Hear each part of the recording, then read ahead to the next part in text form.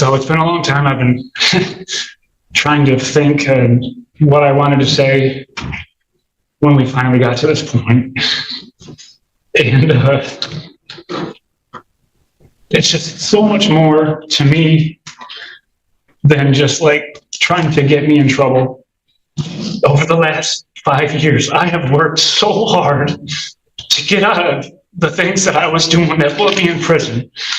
And for, going back and spending weeks looking at all the messages that went back and forth and how malicious it was. It wasn't I had one day and made one bad decision. She did this for weeks and weeks. I've read the messages. And for her to say the only thing he cares about is this job at the recovery center, and I want to take it from him. I worked so hard to get away from my background, to have a job where I could help people and make a difference and not be another statistic and not end up back in prison or on the streets. And to just think that someone that said they loved me could just say, or even, I could see her saying it, but weeks and weeks of pushing it, messaging him, well, she was at my house, now's the time to do it. I know where his car's at now. Like, I don't understand. I know what it's like to need to get incarcerated. If I wouldn't have went to prison, I wouldn't be where I am. I wouldn't have taken the time to get the help that I needed, And I don't think one day in jail is ever going to stop her from doing this to someone else. If it wouldn't have happened the way it would, I might not be here right now. I might be back in prison. I might have ruined my career. I might have lost everything, and no one would have believed me. No one. If it wasn't for the one that turned in the messages and having them documented, no one would have ever known, and I would have been going. And it's not fair. It's not right that to just try to take someone's life in your hands and throw it away because you've had a bad day. I would understand if I treated her poorly, if I put my hands on her, if I was mean to the children, none of that effort. And to have someone just want to hurt me like that,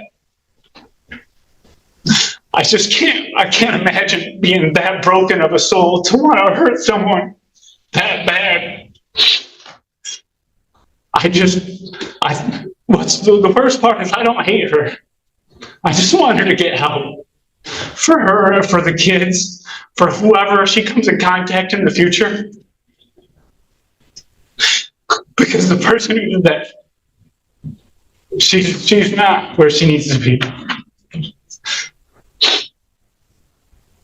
One thing that I guess it probably doesn't matter because it wasn't reported, but just not even a month ago, she was at a restaurant and ran into my niece and threatened to beat her ass in the middle of the restaurant with her children there, in front of everybody.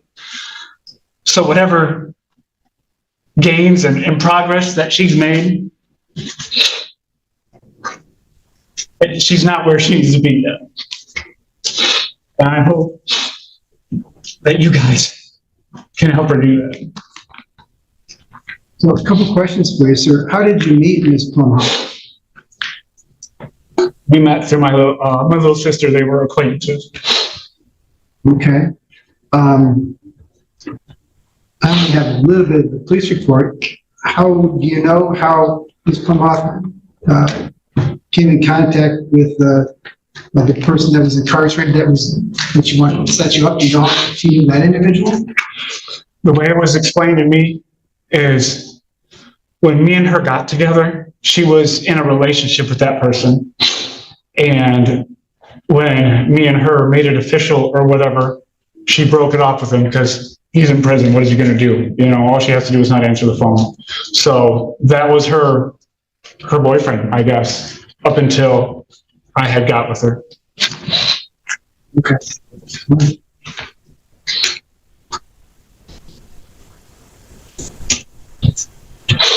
Anything else that you want to say, sir? I just want to thank the court for whatever it is they're going to do. and hopefully I'll have a peace of mind for a little while, because obviously I'm a mess. Like, I literally moved 3 hours away to not have to worry about running into her at a store or anywhere, you know what I mean? Because of, I don't know. I worked in Nuevo for a little while in one of the recovery centers that was up here, and going through a drive-through, I had a girl let me know that she was still trying to mess with me, and that this was my number and this is where I lived. And so I just don't want to have to worry anymore. I'm a grown man. I shouldn't be crying over what this woman could do to me. Thank you, sir.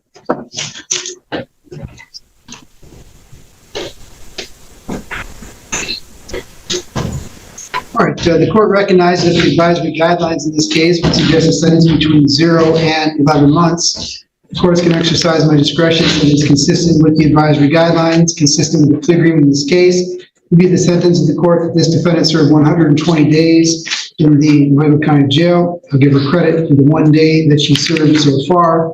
I'm going to place her on probation for 2 years. There is a $30 per month probation oversight fee for regular probation, $60 a month for electronic monitoring or tether.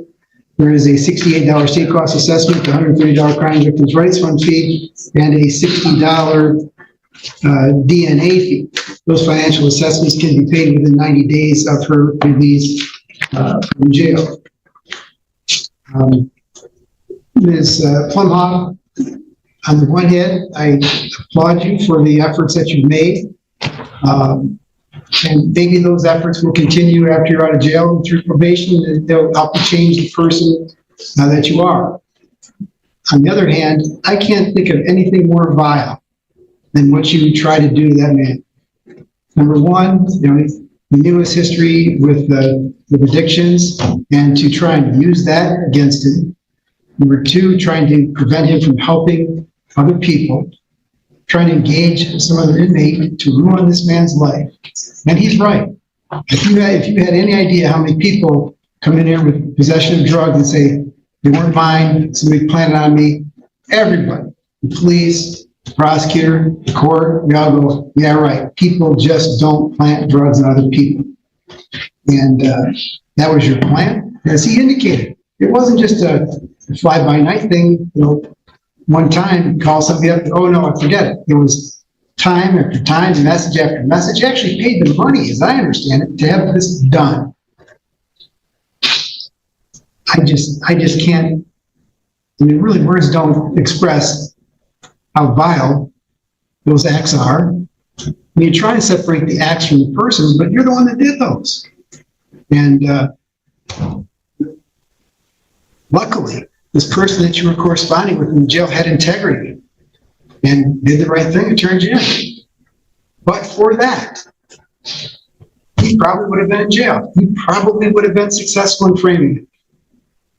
And that's inexcusable. I don't care how much he hurts you. So, Your Honor, if I might, yeah. Given Mr. Swanson's comments regarding my client's medical future, and I suppose some of the highlights and some of the good things that you pointed out, and appreciate the court considering those, is it possible to structure some of this jail time weekends due to those circumstances, also the situation in which she leaves at home? I say that to the court readily, preparing my client for the idea of incarceration. I don't think for a second that it wasn't something that crossed our mind or her mind, Mr. Swanson's mind. I just ask if there's a way to structure that so that it isn't a complete, the water isn't completely cut off there.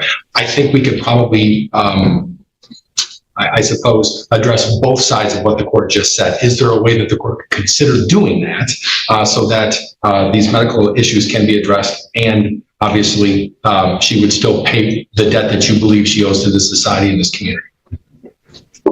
Well, I don't want her to suffer medically. I haven't seen any paperwork that you've wanted. I'm not going to just do a flyby look at it now. So she's going to jail. Take a look at whatever paperwork you want to submit.